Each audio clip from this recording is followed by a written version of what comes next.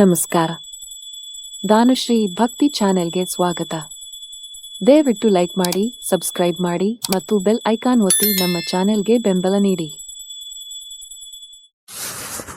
ಶ್ರೀ ಗಣೇಶಾಯ ನಮಃ. ಶ್ರೀ ಸದ್ಗುರು ಸಾಯಿನಾಥಾಯನ್ಮ. ಶ್ರೀ ಸಾಯಿ ಸಚ್ಚರಿತ್ರೆ 33ನೇ ಅಧ್ಯಾಯ. ಉದಿಯ ಮಹಿಮೆ. ಗ್ರಂಥೀಶ್ವರ, ಜಾಮ್ನೇರ್ ಪವಾಡ, ಭಕ್ತನಾರಾಯಣರಾವ್, ಅಪ್ಪ ಸಾಹೇಬ್ ಕುಲಕರ್ಣಿ, ಬಾಳಾಬುವಾ ಸುತಾರ್, ಹರಿಭಾವು ಕರ್ಣಿಕ್.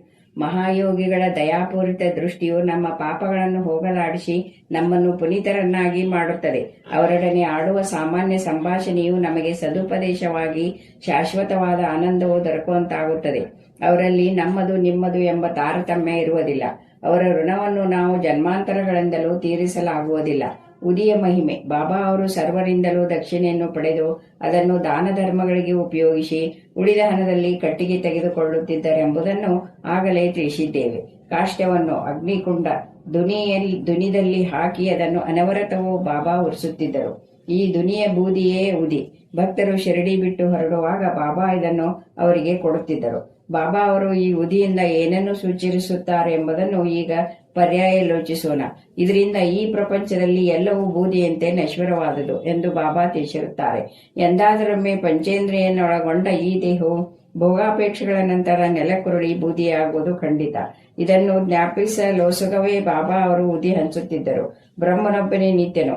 ಈ ಪ್ರಪಂಚವು ಅನಿತ್ಯವಾದುದು. ಈ ಪ್ರಪಂಚದಲ್ಲಿ ಪುತ್ರನಾಗಲಿ, ಮಾತಾಪಿತರಾಗಲಿ, ಪತ್ನಿಯಾಗಲಿ ಯಾರೂ ನಮ್ಮವರಲ್ಲ. ಈ ಪ್ರಪಂಚಕ್ಕೆ ಬರುವಾಗ ನಾವು ಒಬ್ಬರೇ ಬಂದೆವು, ಹೋಗುವಾಗಲೂ ಒಬ್ಬರೇ ಹೋಗುತ್ತೇವೆ ಎಂದು ಬಾಬಾ ತಿಳಿಸಿರುತ್ತಾರೆ. ಉದಿಯಿಂದ ಬಾಬಾರವರು ಅನೇಕ ಭೌತಿಕ ಮತ್ತು ಮಾನಸಿಕ ರೋಗಗಳನ್ನು ಗುಣ ಮಾಡುತ್ತಿದ್ದರು ಮತ್ತು ಈಗಲೂ ಗುಣವಾಗುತ್ತದೆ. ಸತ್ಯ ಮತ್ತು ಮಿಥ್ಯದ ವಿವೇಚನೆಯ ತತ್ವವನ್ನು, ವಿರಕ್ತಿಯನ್ನು ಈ ಉದಿ ಮತ್ತು ದಕ್ಷಿಣೆಯ ರೂಪದಿಂದ ಭಕ್ತರಿಗೆ ತಿಳಿಸಲು ಬಾಬಾ ಪ್ರಯತ್ನ ಪಟ್ಟರು. ಉದಿಯು ವಿವೇಚನೆಯನ್ನು, ದಕ್ಷಿಣೆಯು ವಿರಕ್ತಿಯನ್ನು ಉಪದೇಶಿಸುತ್ತದೆ. ಈ ಪ್ರಪಂಚವೆಂಬ ಮಾಯೆಯ ಸಾಗರವನ್ನು ದಾಟಬೇಕಾದರೆ ಇವೆರಡು ಅವಶ್ಯಕ. ಸಾಯಿಬಾಬಾ ತಮ್ಮ ಭಕ್ತರಿಂದ ದಕ್ಷಿಣೆ ಕೇಳಿ ತೆಗೆದುಕೊಂಡು ಅವರು ಹೊರಡುವಾಗ ಉದಿ ಕೊಟ್ಟು ಕಳಿಸುತ್ತಿದ್ದರು. ಸ್ವಲ್ಪ ಉದಿಯನ್ನು ಭಕ್ತರ ಹಣೆಗೆ ಹಚ್ಚಿ ತಲೆ ಸವರಿ ಆಶೀರ್ವದಿಸುತ್ತಿದ್ದರು. ಬಾಬಾ ಅವರು ಕೆಲವು ಸಲ ಆನಂದಭರಿತರಾಗಿ ಉದಿಯನ್ನು ಕುರಿತು ಹಾಡುತ್ತಿದ್ದರು. ರಮತೆ ರಾಮ ಆಯೋಜಿ ಆಯೋಜಿ ಉದಿಯಾಂಕಿ ಗೋನಿಯಾ ಲಾವೋಜಿ ಎಂದು ಸ್ಪಷ್ಟವಾಗಿಯೂ ಮಧುರವಾಗಿಯೂ ಬಾಬಾ ಹಾಡುತ್ತಿದ್ದರು. ಇದು ಉದಿಯ ಆಧ್ಯಾತ್ಮಿಕ ಸ್ವರೂಪ. ಇದಕ್ಕೆ ವ್ಯವಹಾರಿಕ ಅರ್ಥವೂ ಸಹ ಉಂಟು. ಇದರಿಂದ ಸಂಪತ್ತು, ಅಭಿವೃದ್ಧಿ ಮುಂತಾದ ಅನೇಕ ಪ್ರಾಪಂಚಿಕ ಮತ್ತು ಪಾರಮಾರ್ಥಿಕ ಗುರಿಗಳೆರಡನ್ನು ಹೊಂದಬಹುದಾಗಿದೆ. ಈಗ ಉದಿಯ ಮಹಿಮೆಯನ್ನು ಕುರಿತು ಕೆಲವು ಅನುಭವಗಳನ್ನು ನೋಡೋಣ. ನಾಸಿಕದ ಶ್ರೀ ನಾರಾಯಣರಾವ್ ಜಾನಿ ಅವರು ಬಾಬಾ ಅವರ ಪರಮ ಭಕ್ತರಾಗಿದ್ದರು. ಇವರು ಬಾಬಾ ಅವರ ಮತ್ತೊಬ್ಬ ಭಕ್ತರಾದ ಶ್ರೀ ರಾಮಚಂದ್ರ ವಾಮನ್ ಮೋಡಕ್ ಎಂಬವರ ಕೈಕೆಳಗೆ ಕೆಲಸ ಮಾಡುತ್ತಿದ್ದರು. ಒಂದು ಸಲ ಅವರು ತಮ್ಮ ಮಾತೆಯೊಂದಿಗೆ ಶಿರಡಿಗೆ ಬಂದರು. ಆಗ ಬಾಬಾ ಅವರು ಬೇರೆಯವರ ನೌಕರಿ ಕೆಲಸ ಮಾಡುವುದು ಸಾಕು, ನೀನೇ ಸ್ವತಂತ್ರ ಉದ್ಯೋಗ ಆರಂಭಿಸು ಎಂದರು. ಕೆಲವು ದಿನಗಳ ನಂತರ ಬಾಬಾರವರ ಮಾತು ನಿಜವಾಯಿತು. ಮೋಡಕ್ ಅವರು ನೌಕರಿ ಬಿಟ್ಟು ನಾರಾಯಣರಾವ್ ಸ್ವತಃ ಆನಂದ ಆಶ್ರಮ ಎಂಬ ಹೋಟೆಲೊಂದನ್ನು ಆರಂಭಿಸಿದರು. ಅದು ಬಹಳ ಚೆನ್ನಾಗಿ ನಡೆಯಿತು. ಒಂದು ದಿನ ಅವರ ಸ್ನೇಹಿತರೊಬ್ಬರಿಗೆ ಚೇಳು ಕಚ್ಚಿತು. ನೋವು ಬಲವಾಯಿತು. ಉದಿಯು ಇಂಥ ಸಂದರ್ಭದಲ್ಲಿ ಬಹಳ ಗುಣಕಾರಿಯಾದುದು. ಅದನ್ನು ಚೇಳು ಕಚ್ಚಿದ ಸ್ಥಳದಲ್ಲಿ ಹಚ್ಚಿದರೆ ಬೇಗನೆ ಗುಣವಾಗುವುದು. ಇದನ್ನರ್ಥ ನಾರಾಯಣರಾವ್ ಜಾನಿ ಉದಿಯನ್ನು ಹುಡುಕಿ ವಿಫಲರಾದರು. ಆಗ ಬಾಬಾ ಅವರ ಫೋಟೋದ ಮುಂದೆ ಹೋಗಿ ಅಲ್ಲಿ ಉರಿಯುತ್ತಿದ್ದ ಊದುಬತ್ತಿಯ ಬೂದಿಯನ್ನು ತೆಗೆದುಕೊಂಡು ಬಾಬಾ ಅವರ ಸಹಾಯವನ್ನು ಪ್ರಾರ್ಥಿಸಿ ಅದನ್ನೇ ಉದಿಯೆಂದು ಭಾವಿಸಿ ಚೇಳು ಕಡಿದ ಭಾಗಕ್ಕೆ ಹಚ್ಚಿದರು. ಸ್ವಲ್ಪ ಹೊತ್ತಿನಲ್ಲಿಯೇ ಸ್ನೇಹಿತನಿಗೆ ಗುಣವಾಯಿತು. ಗ್ರಂಥೀಶ್ವರ, ಬಾಂದ್ರಾದಲ್ಲಿ ಸಾಯಿಬಾಬಾ ಅವರ ಭಕ್ತನೊಬ್ಬನಿಗೆ ಬೇರೆ ಒಂದು ಊರಿನಲ್ಲಿ ಇದ್ದ ತನ್ನ ಮಗಳಿಗೆ ಗ್ರಂಥಿಜ್ವರ ಅಂಟಿದೆ ಎಂದು ತಿಳಿಯಿತು. ಅವನ ಹತ್ತಿರ ಆಗ ಉದಿ ಇರಲಿಲ್ಲ. ಅದಕ್ಕೋಸ್ಕರ ನಾನಾ ಸಾಹೇಬರಿಗೆ ಹೇಳಿ ಕಳಿಸಿದನು. ಈ ಸುದ್ದಿ ನಾನಾ ಅವರಿಗೆ ಠಾಣಾ ರೈಲ್ವೆ ನಿಲ್ದಾಣದ ಬಳಿ ಮುಟ್ಟಿತು. ಆಗ ಅವರ ಹತ್ತಿರವೂ ಉದಿ ಇರಲಿಲ್ಲ.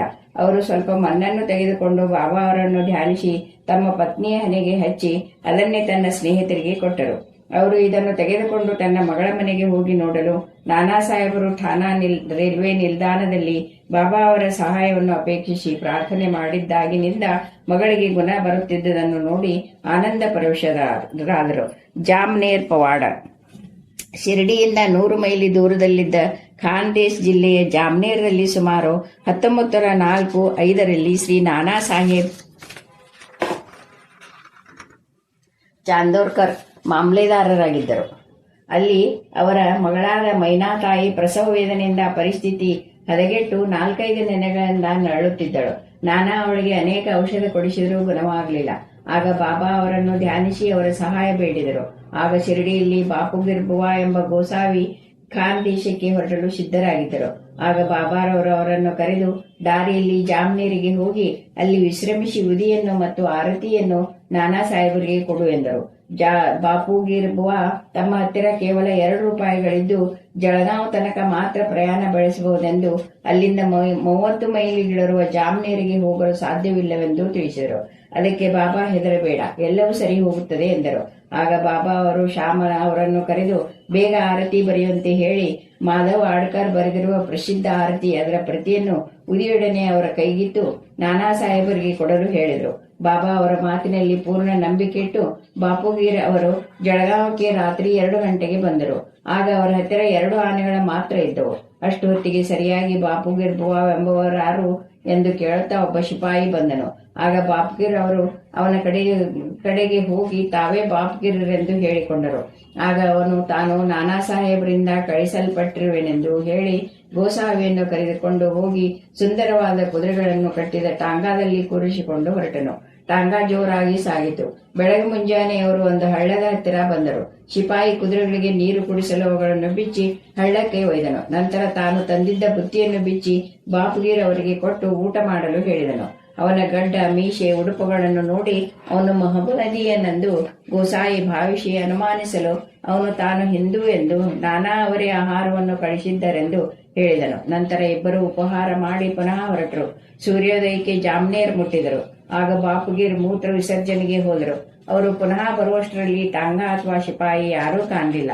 ನಂತರ ನಾನಾರವರ ಮನೆಯನ್ನು ಹುಡುಕಿಕೊಂಡು ಹೋಗಿ ತಾವು ಶಿರಡಿಯ ಬಾಪುಗೀರೆಂದು ಬಾಬಾ ಅವರು ಉದಿ ಮತ್ತು ಆರತಿಯನ್ನು ಕೊಟ್ಟು ಕಳಿಸಿರುತ್ತಾರೆಂದು ಹೇಳಿ ಅವನ್ನು ಅವರ ಕೈಗಿತ್ತರು. ಆಗ ಶ್ರೀಮತಿ ಮೈನಾ ತಾಯಿಗೆ ನೋವು ಬಲವಾಗಿತ್ತು.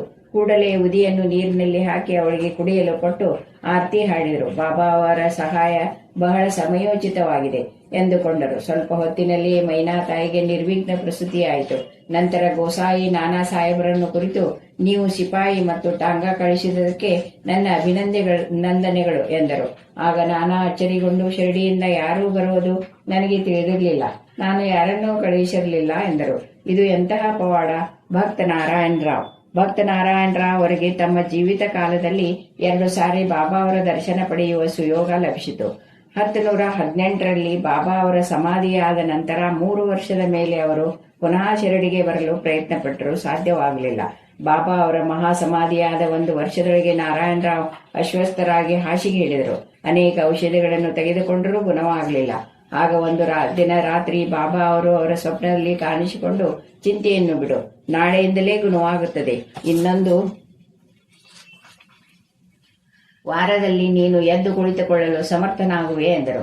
ಕನಸು ನನಸಾಯಿತು. ಬಾಬಾ ಅವರು ದೇಹ ನಿಮಿತ್ತ ಜೀವಂತರಾಗಿದ್ದರೆ ಅಥವಾ ಅದನ್ನು ತ್ಯಜಿಸುವುದರಿಂದ ಕಾಲವಾದರೆ ಇಲ್ಲ, ಅವರು ನಿತ್ಯರು, ಮೃತ್ಯುಂಜಯರು. ಯಾರಾದರೂ ಅವರನ್ನು ಒಂದು ಸಲ ಮನಸಾರೆ ಪ್ರೀತಿಸಿದರೆ ಅವರ ಬಳಿಗೆ ಧಾವಿಸಿ ಬಾಬಾ ಸಹಾಯವಿಸುತ್ತಾರೆ. ಅಪ್ಪಾ ಸಾಹೇಬ್ ಕುಲಕರ್ಣಿ 1917ರಲ್ಲಿ ಅಪ್ಪಾ ಸಾಹೇಬ್ ಕುಲಕರ್ಣಿ ಅವರ ಸಮಯ ಬಂದಿತು. ಅವರಿಗೆ ಠಾಣಾ ಜಿಲ್ಲೆಗೆ ವರ್ಗವಾಯಿತು. ಅಂದಿನಿಂದ ಅವರು ಬಾಳಾ ಸಾಹೇಬ್ ಭಾಟೆಯವರು ಕೊಟ್ಟ ಬಾಬಾ ಅವರ ಫೋಟೋವನ್ನು ಶ್ರದ್ಧೆ ಮತ್ತು ಭಕ್ತಿಯಿಂದ ಪೂಜೆ ಮಾಡುತ್ತಿದ್ದರು. ಪ್ರತಿದಿನವೂ ಫೋಟೋಕ್ಕೆ ಗಂಧ, ಪುಷ್ಪ, ನೈವೇದ್ಯ ಅರ್ಪಿಸುತ್ತಿದ್ದರು. ಅವರು ಯಾವಾಗಲೂ ಬಾಬಾ ಅವರನ್ನೇ ಎದೆ ಇಟ್ಟರೆ ಧ್ಯಾನಿಸುತ್ತಿದ್ದರು. ಬಾಬಾ ಅವರ ಫೋಟೋವನ್ನು ಶ್ರದ್ಧೆಯಿಂದ ನೋಡಿದರೆ ಅವರನ್ನು ಪ್ರತ್ಯಕ್ಷ ನೋಡಿದಂತೆಯೇ ಎಂದು ಹೇಳಿದರೆ ತಪ್ಪಾಗಲಾರದು. ಈ ಕೆಳಕಂಡ ಕಥೆಯು ಇದನ್ನು ಉದಾಹರಿಸುತ್ತದೆ. ಬಾಳಾಬುವಾ ಸುತಾರ್. ಮುಂಬಯಿಯ ಭಜನಕಾರರಾದ ಬಾಳಾಬುವಾ ಸುತಾರ್ ಎಂಬುವರು ಮೊಟ್ಟ ಮೊದಲು 1917ರಲ್ಲಿ ಶಿರಡಿಗೆ ಬಂದರು. ಅವರು ಬಾಬಾ ಅವರಿಗೆ ನಮಸ್ಕರಿಸಿದಾಗ ಬಾಬಾ ಇವನನ್ನು ನಾನು 4 ವರ್ಷಗಳಿಂದಲೂ ಬಲ್ಲೆ ಎಂದರು. ಶಿರಡಿಗೆ ಅದೇ ಅವರ ಮೊದಲ ಭೇಟಿಯಾದ್ದರಿಂದ ಬಾಳಾಬುವಾ ಅವರಿಗೆ ಆಶ್ಚರ್ಯವಾಯಿತು. ಯೋಚಿಸತೊಡಗಿದರು.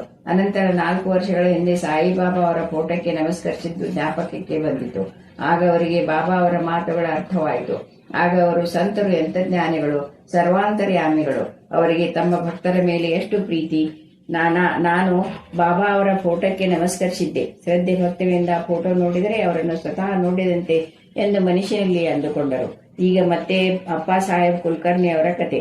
ಅವರು ಠಾಣಾದಲ್ಲಿ ಇದ್ದಾಗ ಭಿವಂಡಿಗೆ ಆಗಾಗ್ಗೆ ಹೋಗಬೇಕಾಗುತ್ತಿತ್ತು. ಹೋದರೆ ಒಂದು ವಾರದ ತನಕ ಹಿಂತಿರುಗುತ್ತಿರಲಿಲ್ಲ. ಈ ರೀತಿ ಠಾಣಾದಿಂದ ಅವರು ಊರಿಗೆ ಹೋದಾಗ ಒಂದು ಆಶ್ಚರ್ಯಕರವಾದ ಘಟನೆ ನಡೆಯಿತು. ಮಧ್ಯಾಹ್ನದ ಸಮಯ ಫಕೀರನೊಬ್ಬನು ಅಪ್ಪ ಸಾಹೇಬರ ಮನೆಗೆ ಬಂದನು. ಅವನ ರೂಪರೇಖೆಗಳು ಬಾಬಾ ಅವರ ಫೋಟೋಕ್ಕೆ ಹೋಲುತ್ತಿದ್ದವು. ಆಗ ಕುಲಕರ್ಣಿಯವರ ಮಕ್ಕಳು, ನೀವು ಶಿರಡಿಯ ಸಾಯಿಬಾಬಾ ಏನೋ ಎಂದು ಕೇಳಿದರು. ಅದಕ್ಕೆ ಫಕೀರನು, ಅಲ್ಲ, ನಾನು ಅವರ ಶಿಷ್ಯ. ಬಾಬಾ ಅವರು ನಿಮ್ಮ ಯೋಗಕ್ಷೇಮವನ್ನು ವಿಚಾರಿಸಿಕೊಂಡು ಬಾ ಎಂದು ಹೇಳಿ ಕಳಿಸಿದ್ದಾರೆ ಎಂದನು.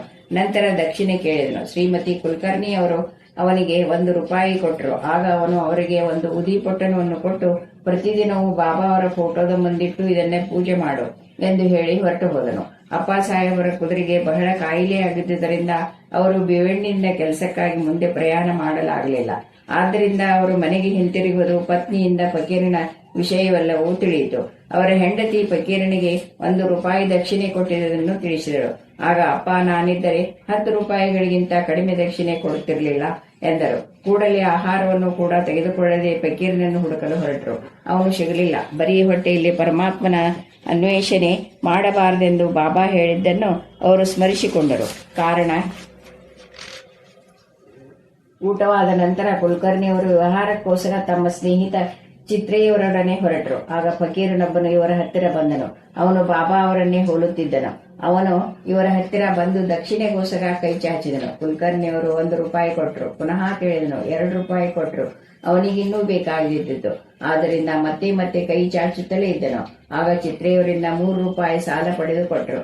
ಹೀಗೆ ಒಟ್ಟು 9 ರೂಪಾಯಿಗಳನ್ನು ಕೊಟ್ಟರು. ಆದರೂ ಅವನಿಗೆ ತೃಪ್ತಿಯಾದಂತೆಯೇ ತೋರಲಿಲ್ಲ. ಆಗ ಕುಲಕರ್ಣಿ ಮನೆಗೆ ಬಂದು 10 ರೂಪಾಯಿ ನೋಟನ್ನು ತೆಗೆದುಕೊಂಡು ಬಂದು ಫಕೀರನಿಗೆ ಕೊಟ್ಟರು.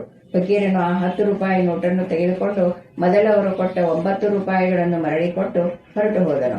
ಅಪ್ಪ ಅವರು ತಾವು ಫಕೀರನಿಗೆ 10 ರೂಪಾಯಿಗಳಿಗಿಂತ ಕಡಿಮೆ ಕೊಡುತ್ತಿರಲಿಲ್ಲವೆಂದು ಈ ಹಿಂದೆ ತಮ್ಮ ಪತ್ನಿಯ ಮುಂದೆ ಹೇಳಿದ್ದರಲ್ಲವೇ? ಆದ್ದರಿಂದಲೇ ಅವನು ಈ ರೀತಿ ಮಾಡಿದುದು.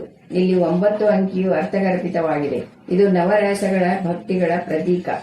ಬಾಬಾ ಅವರು ತಮ್ಮ ಕೊನೆಗಾಲದಲ್ಲಿ ಲಕ್ಷ್ಮೀಬಾಯಿ ಶಿಂದೆಯವರಿಗೆ 9 ರೂಪಾಯಿಗಳನ್ನು ಕೊಟ್ಟಿದ್ದುದನ್ನು ಈ ಸಂದರ್ಭದಲ್ಲಿ ಗಮನಿಸಬಹುದು. ಅಪ್ಪ ಸಾಹೇಬರು ಉದಿಯ ಪೊಟ್ಟಣವನ್ನು ಬಿಚ್ಚಿ ನೋಡಿದರು. ಅದರಲ್ಲಿ ಹೂವು ಮತ್ತು ಅಕ್ಷತೆಗಳಿದ್ದವು. ಕೆಲವು ಕಾಲದ ನಂತರ ಅವರು ಶಿರಡಿಗೆ ಹೋದಾಗ ಬಾಬಾ ಅವರ ಒಂದು ಕೂದಲೆಳೆಯನ್ನು ತೆಗೆದುಕೊಂಡು ಬಂದು ಅವೆಲ್ಲವನ್ನು ಒಂದು ತಾಯಿತದಲ್ಲಿ ಹಾಕಿ ತೋಳಿಗೆ ಕಟ್ಟಿಕೊಂಡರು. ಆಗ ಅವರಿಗೆ ಉದಿಯ ಶಕ್ತಿಯ ಅರಿವಾಯಿತು. ಅವರು ಬಹಳ ಸಮರ್ಥರಿದ್ದರು. ಅವರಿಗೆ ಮೊದಲು 40 ರೂಪಾಯಿಯ ಸಂಬಳ ಮಾತ್ರ ದೊರಕುತ್ತಿತ್ತು. ಬಾಬಾ ಅವರ ಫೋಟೋ ಮತ್ತು ಉದಿ ದೊರಕಿದ ನಂತರ ಅದು 40 ರೂಪಾಯಿಗಳ ಎಷ್ಟೋ ಪಡಿ ಹೆಚ್ಚಾಯಿತು. ಪ್ರಾಪಂಚಿಕ ಸುಖದ ಜೊತೆಯಲ್ಲಿ ಅವರ ಆಧ್ಯಾತ್ಮಿಕ ಬೆಳವಣಿಗೆಯೂ ಆಯಿತು. ಆದ್ದರಿಂದ ಬಾಬಾ ಅವರ ಉದಿಯನ್ನು ದೊರಕಿಸಿ ನಾವು ನಿತ್ಯವೂ ಸ್ನಾನವಾದ ನಂತರ ಅದನ್ನು ಹಣೆಗೆ ಹಚ್ಚಿಕೊಂಡು ಸ್ವಲ್ಪ ಉದಿಯನ್ನು ನೀರಿನಲ್ಲಿ ಬೆರೆಸಿ ಪವಿತ್ರ ತೀರ್ಥವೆಂದು ಸೇವಿಸಬೇಕು. ಹರಿಭಾವು ಕರ್ಣಿಕ್. ಠಾಣಾ ಜಿಲ್ಲೆಯ ಶ್ರೀ ಹರಿಭಾವು ಕರ್ಣಿಕ್ ಅವರು 1917 ಗುರು ಪೌರ್ಣಿಮೆಯ ದಿನ ಶಿರಡಿಗೆ ಬಂದು ಬಾಬಾ ಅವರನ್ನು ಪೂಜಿಸುತ್ತಿದ್ದರು. ಅವರು ಬಾಬಾ ಅವರಿಗೆ ಬಟ್ಟೆ ಮತ್ತು ದಕ್ಷಿಣೆಗಳನ್ನು ಅರ್ಪಿಸಿ ಅವರ ಆಶೀರ್ವಾದ ಪಡೆದು ಮಸೀದಿಯಿಂದ ಕೆಳಗೆ ಇಳಿಯುತ್ತಿದ್ದರು. ಆದರೆ ಬಾಬಾ ಅವರಿಗೆ ಮತ್ತೊಂದು ರೂಪಾಯಿ ದಕ್ಷಿಣೆಯನ್ನು ಅರ್ಪಿಸಬೇಕೆಂದು ಮಾಡಿಕೊಂಡು ಹಿಂತಿರುಗುವಾಗ ಅವರ ಹಿಂದೆ ಇದ್ದ ಶ್ಯಾಮ ಅವರು ಒಂದು ಸಾರಿ ಬಾಬಾ ಅವರಿಂದ ಆಶೀರ್ವಾದ ಪಡೆದ ನಂತರ ಮತ್ತೆ ಹಿಂತಿರುಗಿ ಬರಬಾರದೆಂದು ಹೇಳಿದರು. ಆದ್ದರಿಂದ ಹಾಗೆಯೇ ಊರಿಗೆ ಹೊರಟರು. ನಾಶಿಕದಲ್ಲಿ ಕಾಳಾರಾಮನ ದರ್ಶನಕ್ಕೆಂದು ಅವರು ದೇವಾಲಯಕ್ಕೆ ಹೋದರು. ಅಲ್ಲಿ ದೇವಸ್ಥಾನದ ಬಾಗಿಲು ಬಳಿ ಕುಳಿತು ಭಜನೆ ಮಾಡುತ್ತಿದ್ದ ಸಂತ ಶ್ರೀ ನರಸಿಂಹ ಮಹಾರಾಜರು ಅಂದು ತಮ್ಮ ಭಜನೆಯನ್ನು ನಿಲ್ಲಿಸಿ ಭಕ್ತರನ್ನು ಬಿಟ್ಟು ಇವರ ಹತ್ತಿರ ಬಂದು ಕೈ ಹಿಡಿದು ನನ್ನ 1 ರೂಪಾಯಿ ಕೊಡು ಎಂದರು. ಕರ್ಣಿಕ್ ಅವರು ಆಶ್ಚರ್ಯಗೊಂಡು ತಾವು ಕೊಡಬಯಸಿದ್ದ 1 ರೂಪಾಯಿಯನ್ನು ಬಾಬಾ ಅವರೇ ತೆಗೆದುಕೊಳ್ಳುತ್ತಿದ್ದಾರೆ ಎಂದು ಬಹಳ ಆನಂದದಿಂದ ಕೊಟ್ಟರು. ಈ ಕಥೆಯಿಂದ ಸಂತರೆಲ್ಲರೂ ಒಂದೇ, ಅವರೆಲ್ಲರೂ ಒಂದೇ ಧ್ಯೇಯದಿಂದ ಜೀವಿಸುತ್ತಾರೆ ಎಂಬುದು ತಿಳಿದು ಬರುತ್ತದೆ. ಶ್ರೀ ಸಾಯಿ ಪ್ರಣಾಮ.